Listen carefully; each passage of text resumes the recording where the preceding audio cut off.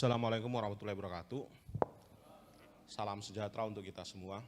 Yang kami hormati, perwakilan dari pemerintah daerah, di sini mewakili daripada PJ Gubernur, Biro Hukumnya, kemudian dari pemerintahan kota, juga dari Biro Hukum, dari Kanwil BPN, diwakili juga oleh Biro Hukumnya, kemudian dari Sivitas ini ada Pak Dekan, Wakil Dekan, dari Fakultas Hukum UNES, kemudian lagi ada juga dari perwakilan dari Ombudsman, sedulur-sedulur kita dari Polrestabes juga, terima kasih kehadirannya, kemudian dari Polda, wabil khusus ini dari juga kita hormati, ini perwakilan daripada DPP, ada Bang Ferry, ada Kakanda Papi Rangke, dan seluruh pengurus baik IKBH yang nanti akan dilantik maupun pengurus-pengurus daripada DPD Ikadin maupun Ketua DPC Ikadin yang di sini yang sudah saya lihat sudah hadir dari Kudus. Kemudian dari mana lagi nih? Purwodadi juga hadir. Nah, siap. Terima kasih kehadirannya Pak Ketua. Ya. Jadi kenapa IKBH ini harus ada? Nah, itu pertanyaannya. Karena kalau kita ngelihat perkembangan sekarang Bapak Ibu, Indonesia itu darurat penegakan hukum, fix itu. Jadi tidak ada satupun institusi hukum di Indonesia yang tidak mengalami permasalahan sekarang dalam penegakan hukumnya. Terakhir kemarin Mahkamah Konstitusi, karena saya kemarin diundang Pak dengan beberapa orang ahli, ya ternyata ketika kami kumpul sama perasaannya Pak, Ibu, merasa benar-benar fenomena MK kemarin itu menjadikan kita nih kemana lagi, siapa lagi, ya, bagaimana lagi kita akan mengharapkan undang-undang itu efektif, produktif, sesuai dengan kebutuhan masyarakat apabila pengadilnya saja bisa diintervensi, walaupun itu masih dalam dugaan. Ya. MK Pak, kalau MA sudah kita lihat berapa itu Hakim Agung yang ketangkap dalam konteks oknum-oknum Hakim Agung dalam konteks ditangkap KPK. Mau kemana? Kejaksaan Agung semua ada, oknum-oknumnya kena. Ya, jadi seluruh daripada instrumen hukum kita sekarang ini dalam keadaan darurat hukum. Maka penting setiap institusi dan organisasi aktivis, praktisi hukum, organisasi advokat ambil bagian mulai dari sekarang. Kita harus peduli. Kita harus peduli. Maka sekarang itu DPP Ikadin mengambil sikap, lembaga bantuan hukum tidak boleh hanya dalam konteks litigasi dan non litigasi, tapi juga harus mulai melakukan aktif, ya, aktif apa? Melakukan analisa, pendampingan, supervisi kepada pembentukan produk-produk hukum dari tingkat nasional sampai dengan tingkat daerah. IKBH ini adalah jawabannya. Jadi bedanya IKBH dengan lembaga bantuan hukum, dia tidak hanya dalam konteks pendampingan masyarakat ataupun anggota organisasi advokat dalam konteks litigasi maupun non litigasi, tapi juga peduli kepada pembentukan sistem dan struktural hukum. Maka ketika saya disodorkan beberapa nama yang untuk menjadi ketua IKBH untuk DPD Ikadin, maka langsung perspektif saya adalah orang yang harus mampu memiliki kemampuan analisa, ya, memiliki konektivitas di konteks sosial yang kuat, kepedulian yang kuat, integritas yang bisa dijamin.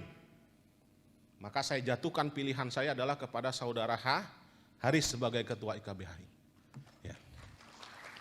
Berpengalaman. Ya, mensupervisi daripada sengketa ketenaga kerjaan. Banyak yang kenal beliau, ya. Kemudian juga memiliki pengalaman diundang dalam beberapa membantu analisa pembentukan daripada produk-produk peraturan baik maupun daerah dari tingkat 1 tingkat 2. Ya. Saya kenal banyak lama dengan beliau, ya. Maka saya katakan beliau layak untuk menjadi ketua IKBH DPD Ikadin Jateng. Nah itu saya lupa, tuh ada saudara saya itu Muhammad Hakim. Nah itu sekarang udah jadi partai ya. Beliau. Jadi Bapak hadirin yang dimuliakan Allah, Kalau kita tidak peduli mengenai penegakan hukum Indonesia, maka nanti Bapak akan melihat bahwa hukum itu tidak memiliki wibawa lagi. Ya. Ketika kita mengatakan, saya advokat, saya dari fakultas hukum, saya sarjana hukum, saya biro hukum, maka seluruh rakyat itu akan memandang kita sebelah mata. Maka pada saat inilah DPD IKADIN sebagai organisasi advokat yang besar di Indonesia harus peduli. Tidak hanya dalam konteks litigasi dan non-litigasi, pembentukan undang-undangnya pun harus segera dianalisa. Kita harus aktif di sana. Nah, jadi tolong ini Ketua IKBH, setelah dilantik langsung gaspol peraturan daerah yang akan dibentuk, yang telah dibentuk. Lihat bagaimana manfaatnya untuk masyarakat. Ketika itu tidak bermanfaat, lakukan audiensi. Ya, sebelum audiensi lakukan analisa yang mendalam. Jadi kami dulu sudah coba. Nah ini menterinya daripada Kanwil BPN ini. Ya, kami uji materi DMA Permen ATR BPN nomor 17 yang menyatakan bahwa tanah musnah itu apabila untuk kepentingan umum maka hak prioritasnya dicabut. Nah, langsung kami dalilkan sejak kapan negara berhak mengambil secara mutlak daripada kepemilikan harta rakyatnya. Harusnya diberikan hak prioritas, dia mengupayakan agar tanah itu bisa muncul lagi. Alhamdulillah Pak, kalau itu benar-benar landasan hukumnya kuat, untuk kepentingan masyarakat, MA mengikuti, akhirnya dimenangkan kami uji materi.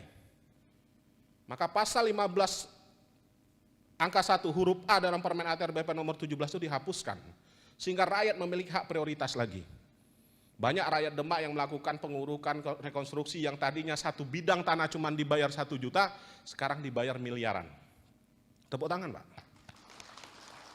Ya, saya berapa kali tuh diajak Pak Ganjar, Bang, kapan bisa ketemu kita rembuk masalah ini? Saya bilang mohon maaf Pak Ganjar, saya nggak bisa bertemu dulu. Kenapa? Karena nanti masyarakat itu merasa, wah kok saya terlalu dekat dengan pemerintah, jangan-jangan saya ini mendukung pemerintah, karena sekarang pemerintah dengan rakyat itu sedang berseteru, saya bilang. Pak Ganjar ketawa, masa sedalam itu sih Mas? Ya, mau gimana lagi? Karena rakyat itu sekarang ini Pak, di zaman apalagi setelah COVID, rakyat itu menderita 3 permasalahan.